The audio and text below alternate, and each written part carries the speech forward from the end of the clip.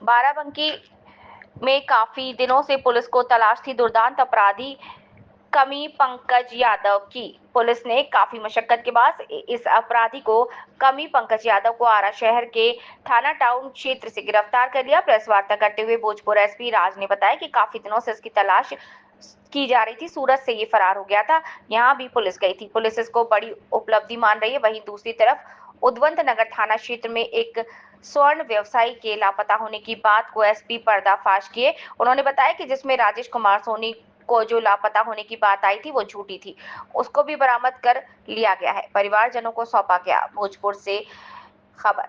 महत्वपूर्ण मामले में उद्भेदन किया गया है।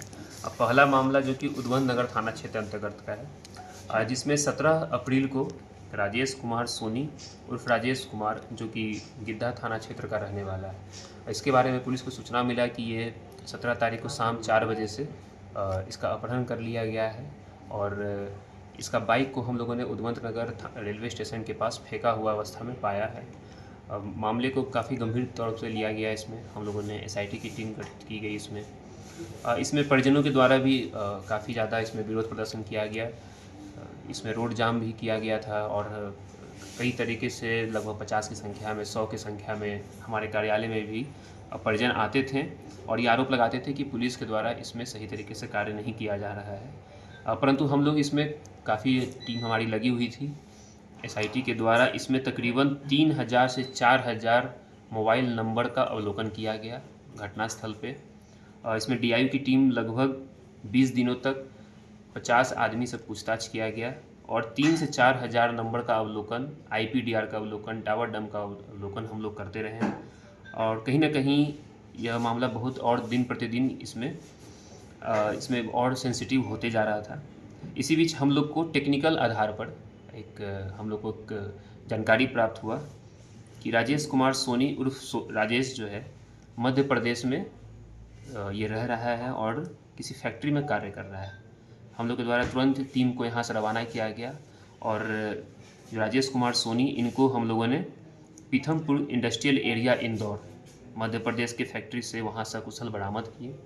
उसके बाद माननीय न्यायालय में इनका बयान भी दर्ज कराया गया है और इनसे पूछताछ भी की गई है। तो इन्होंने बताया कि इनका किसी तरीके का कोई अपहरण नहीं हुआ था। चूँकि पैसे का इनकी तंगी थी, कुछ पारिवारिक समस्या हैं, शादी इनकी सही किया गया था, सेट हुआ था, इससे परेशान थे। तो ये अपना एक तरह से अपहरण और एक उससे ऊपर की घटना को भी जो है एक तरह से बना करके ये गायब हो गए बाइक को फेंक करके। और जो ये सूचना हम लोग को दिया गया था कि ये 500 या 600 ग्राम कुछ सोना लेकर निकले हैं दुकान से, वो भी सूचना इनके द्वारा बताया गया कि ऐसा कुछ नहीं था, हमारे पास कुछ नहीं था और जो था वो दुकान में ही रखा गया था। कुछ इनके द्वारा कोई ज्वेलरी भी लेकर नहीं निकला गया था। तो इस तरह से ये मामले का सफल उद्भेदन किया गया है और राजेश कुमार को उनके परिजनों को हम लोग सौंप रहे हैं। और इस तरह से ये पूरी टीम जो इसमें लगी हुई थी, एसआईटी की टीम लगी हुई थी, जिसमें अनुसंधानकर्ता था, तत्कालीन थानाध्यक्ष और अभी के थानाध्यक्ष और डीआईयू की पूरी टीम, इनको उचित पुरस्कृत किया जाएगा। कब बरामदगी की गई? भागने का चूँकि आर्थिक तंगी थी इनकी और नया दुकान स्टार्ट किए थे, दुकान उस हिसाब से चल नहीं रहा था, तो इनको आर्थिक तंगी थी। शादी भी इनका लगा था, इससे वो परेशान थे। तो सर इस पर कोई कार्रवाई भी होगा, क्योंकि जिस तरीके से पुलिस को गुमराह किया गया, पूरी तरीके से माहौल को दूसरे तरीके से क्रिएट किया गया, अपहरण का मामला सामने आया, अब ये कुशल बरामद भी हैं और पता चलता है कुछ और ही कहानी निकलता है। अब पुलिस का ये दायित्व है कि हम लोग का ये काम रहता है कि हम लोग मामले का सफल उद्भेदन करते हैं। कार्रवाई संबंधित में अभी तो विशेष कुछ नहीं, हम लोग इनको परिजनों को सौंप रहे हैं और इनकी अच्छे सेहत की हम लोग कामना कर रहे हैं। दुर्दांत कुख्यात अपराधी है जिसका नाम पंकज यादव है, जो कि पिता स्वर्गीय संतोषी यादव भलुहीपुर का रहने वाला है। यह हम लोग को कई कांडों में, हम लोग यहाँ जो गंभीर कांड हैं उसमें फरार चल रहा था, जिसमें कि 247-25 जो कांड है जिसमें गोलू यादव की गोली मारकर गोलू यादव है भलुहीपुर में, जिसको गोली मार दी गई थी 17 अप्रैल को। इसमें अन्य अभियुक्तों की गिरफ्तारी कर ली गई थी, हथियार भी बरामद कर लिया गया था।